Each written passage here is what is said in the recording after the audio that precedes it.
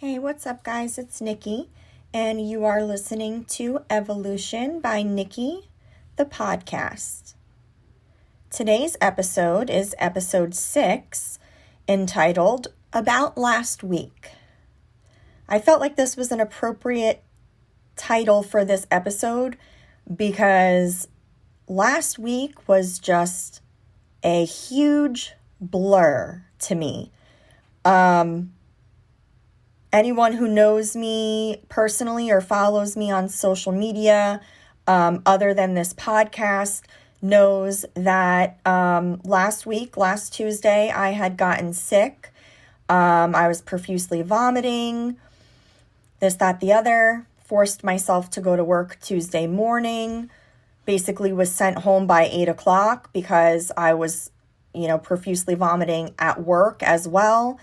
Had to have my dad come pick me up because I couldn't even drive. So I went to the doctor. The doctor told me that he thought it was either gallstones or an ovarian cyst. So I got an abdominal ultrasound, and the abdominal ultrasound didn't reveal anything, so it was not gallstones. But they wanted to do a transvaginal ultrasound, which I could not get in at the gynecologist for.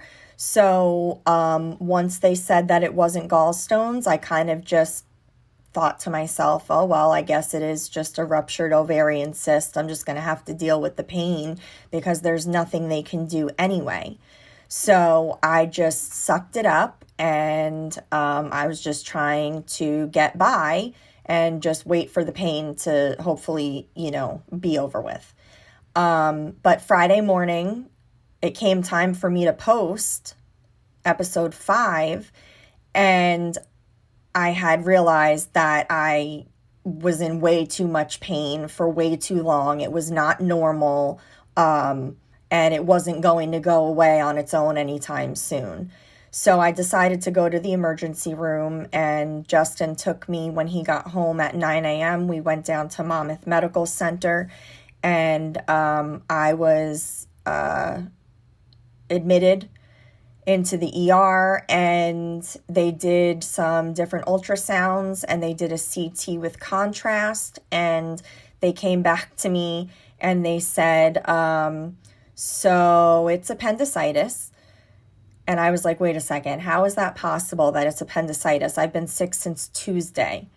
The doctor said that he's never seen or heard of anyone lasting 4 days with appendicitis without becoming septic and or dying.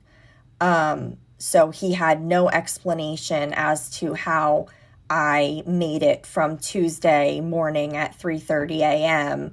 until, Friday morning being seen at the ER without actually having died. Like it's really scary. It's really, really scary. And so they tell me this, and I'm on FaceTime with Justin, and they tell me that I need immediate emergency surgery. And it hasn't perforated yet, but they need to get in there and get it out before it does. So I obviously ask if Justin can come in, and they say no because of the COVID surge. So I had to go into emergency surgery on my own. Justin was never allowed to come in. He didn't get to give me a hug or a kiss or anything or say, you're going to be okay. Nothing comforting was allowed to happen. And so I went in for surgery at around 9 p.m. on Friday, and I came out around midnight, and I pressured them to let me go home because I was not okay with being by myself in that situation. It's a very scary situation, and I didn't have anyone there to advocate for me or to support me in any way. I'm hooked up to a bed by an IV, and, I can't go speak up for myself because I can't even get to the nurse's station because I don't have enough IV on me. So I just wanted to get out of there as soon as possible. And so they did let me leave, and I was home in my bed by 1 a.m. on Saturday morning. So that was really, really crazy. It was the craziest experience of my life, honestly. I cannot believe that I went through that and that I lived through that for 4 days and tried to make myself go to work like that. It's like mind-boggling what you can convince your body to put up with.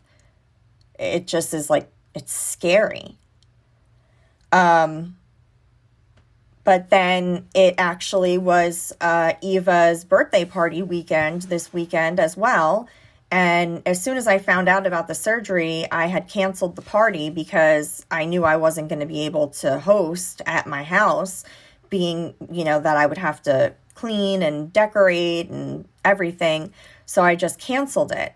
But Eva was so excited about it, and she would not stop talking about it to my stepmom. And she was so excited to tell anyone who would listen about her Barbie birthday. So Elena told me that she would help me do all the decorating and everything. She'd come over early and, just that we should still have it. So I agreed, and we were able to get everything done. And we had Eva's birthday here on Sunday.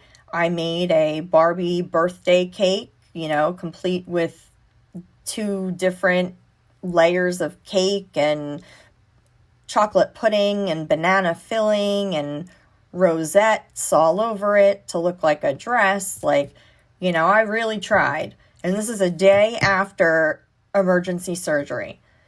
But then yesterday, I was like dead to the world. I slept almost all of yesterday. I had not an ounce of energy left to my name.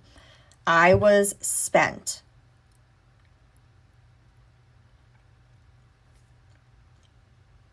But it's just proof, though, of what your mind can actually will you to do. I just think that's really powerful if you think about that. My mind willed me to get through severe appendicitis for 4 days before seeking emergency medical treatment. I just think it's really incredible if you think about how powerful that is.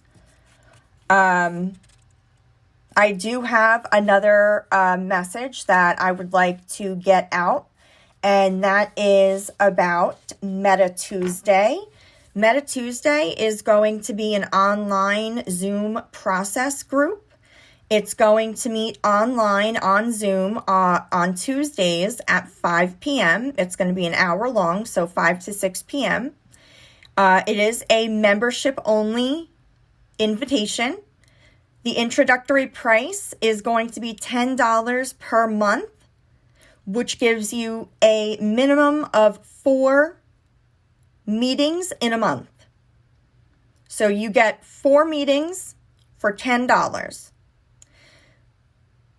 And the goal is to join a group of like-minded individuals searching for answers to some of life's biggest questions. We're all in this together. No one was given a manual when they entered this world. There is no right or wrong. There's a lot of area that is shaded gray. But you're never alone. And the people who follow my podcast and the people who reach out to me, we're all cut from a certain cloth. We're all cut from a certain mold. And we're very unique and caring and empathetic individuals.